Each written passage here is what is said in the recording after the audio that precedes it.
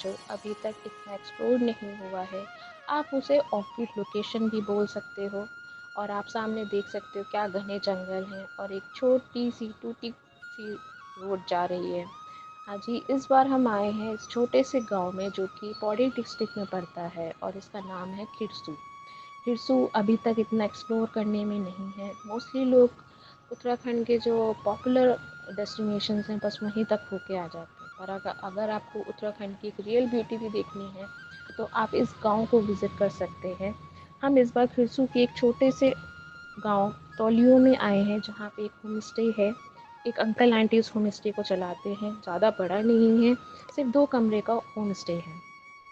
और वहाँ तक पहुँचने के लिए आपको एक ये 750 मीटर का ट्रैक से गुज़रना होता है। और अभी आपने जैसे देखा एक अंकल अब लगेज लेके जा रहे थे जी, ये उन्हीं का होम स्टे है। और अगर आपको वहाँ तक जाना है तो अंकल लगेज जो है अपने साथ ले जाते हैं और हम इन खूबसूरत वादियों को देखते हुए उनके होम स्टे की तरफ बढ़ते हैं, जो कि हमें इस ट्रैक को पार करके जाना होता है। और सामने आप देख सकते हो ऑलमोस्ट होम स्टे का गेट आ चुका है और जहाँ ये प्यारा सा डॉगी हमारा वेट कर रहा था।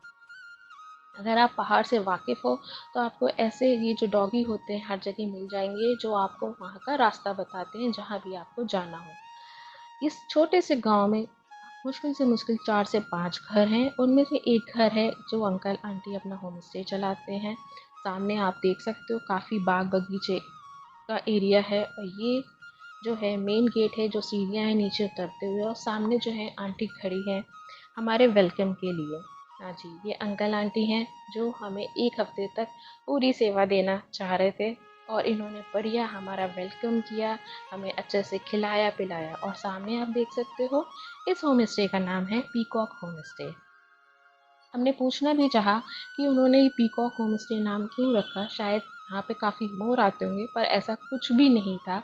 ये शायद उनको अच्छा लगा इसलिए उन्होंने अपने होम स्टे का नाम पीकॉक होम स्टे रखा।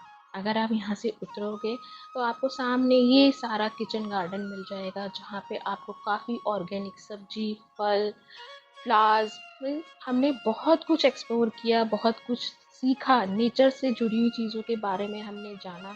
यहाँ पे मैंने फर्स्ट टाइम कीवी कैसे लगती है वो देखा। एप्पल फार्मिंग जो कि खिरसू के एरिया में काफ़ी फेमस है, वो हमने लाइव देखा कि कैसे फार्म यहाँ पे होते हैं। अजवाइन मैंने आज तक सिर्फ मसालों में अजवाइन सिर्फ मसाला बॉक्स में देखी थी। और इस बार हमने ये देखिए वरुण जो है हाय बोलते हुए, तो मैं बता रही थी अजवाइन वो भी मैंने देखा कि वो कैसे ग्रो होती है। मैं आपको ये अंकल आंटी का होम स्टे दिखा देती हूँ। 2 कमरे हैं, एक का नाम रखा है अंकल ने गौरा, और दूसरे रूम का नाम रखा है केदार। तो केदार रूम जो था वो हमारे लिए बुक हो चुका था। ये यहाँ पे इनका सिटिंग एरिया, और सामने आपको अगर क्लाउड बिल्कुल साफ हो, आसमान साफ हो, तो हमें हिमालयन व्यू देखने को मिलता है। तो आंटी कह रही चलो अब रूम में अंदर चलो। तो ये है हमारे 1 वीक का पूरा स्टे। इस कोजी से रूम में हमने अपना पूरा 1 वीक यहाँ पे बिताया था। छोटा है पर बहुत अच्छा है। यकीन मानिए बहुत अच्छा लगेगा आपको, आप अगर यहाँ पर आते हैं।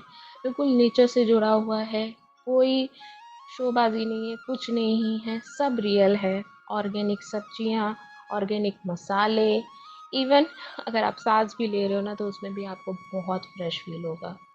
ये यहाँ पे वरुण जो है पूछते हुए आंटी से कि यहाँ पे स्नोफॉल होती है, तो आंटी ने बताया था कि इस मौसम में लास्ट बसंत पंचमी पे यहाँ पे स्नोफॉल हुई थी। तो यहाँ पे थोड़ा कम होता है स्नोफॉल, पर हाँ सामने जो है आपको पूरा हिमालयन व्यू दिखेगा। और हमने कई बार जब मौसम क्लियर हुआ हमने चौखंबा पर्वत के भी दर्शन किए।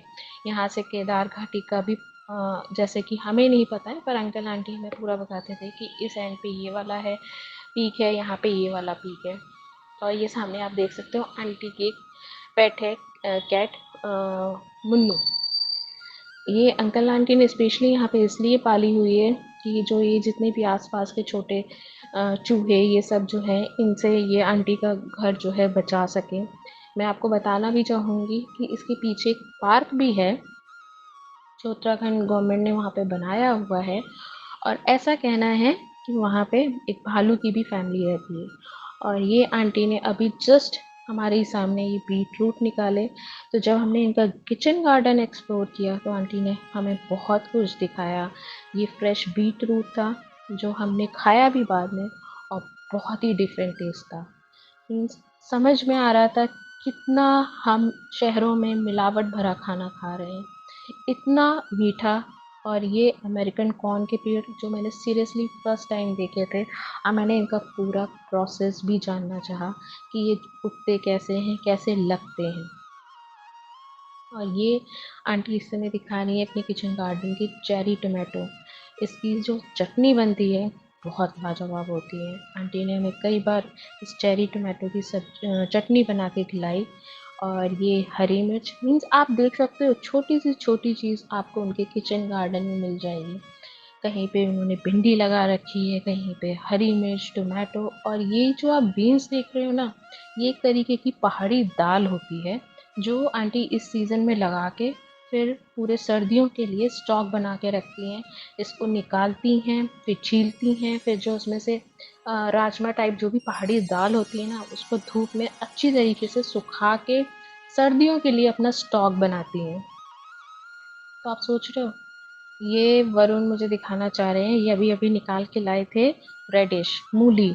इसका अगर आपने हमारा लास्ट व्लॉग देखा हो तो थिचौड़ी का व्लॉग था जिसमें हमने यही मूली और आलू की थिचौड़ी खाई थी।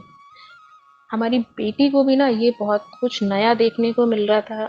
शहर में बच्चे ये सब नहीं देख पाते हैं, तो उसके लिए बहुत कुछ नया था। और ये अंकल निकाल रहे हैं बीन्स। इसकी भी हमने सब्जी खाई थी आलू बीन्स की। हाँ, मैं आपको बताना भूल गई, अंकल ने आलू भी लगा रखे हैं अपने किचन गार्डन में। तो आप समझ रहे हो कि 1 वीक हमने जो खाया है ना, हमें पता है हमने कितना फ्रेश फूड खाया है। सारी सब्जियां अंकल डेली अपने किचन गार्डन में से निकाल के लाते थे। मसाले मसाले यहाँ तक कि नमक और जीरा, जीरा पहाड़ी लोग खाते नहीं है पर वो हम जैसे शहरी लोगों के लिए लेके रखते हैं। उसकी जगह वो लोग यूज़ करते हैं जखिया। तो एक नमक को छोड़ के बाकी सब कुछ इन अंकल आंटी के किचन गार्डन का था। हल्दी, लहसुन, अजवाइन, आप समझ सकते हो। अगर हम अपने बच्चों को या आने वाली जनरेशन को अगर ये सब कुछ लाइव दिखाएं तो वो शायद अपनी लाइफ की कुछ वैल्यू समझ पाएंगे। और हम भी आज के टाइम में ये समझ पाएंगे कि हम कितना आर्टिफिशियल खाना खा रहे हैं। और ये आप देख सकते हो, ये जो मैंने चौखंबा पर्वत बताया था, ये वो जगह है। ये एक दिन बहुत अच्छा मौसम हो रहा था तब हमने ये कुछ पिक्स क्लियर करी थी, अदरवाइज ऐसे ही क्लाउड रहते हैं। और अगर आप खिरसू आ रहे हो तो बस यहाँ से थोड़ी दूर पे है, करीब 1.5 घंटे की दूरी पे हमारी धारी देवी। जो पहाड़ी लोग होंगे, जो इन देवी के बारे में जानते होंगे, वो समझ सकते होंगे कि यहाँ पे आना कितनी बड़ी बात होती है।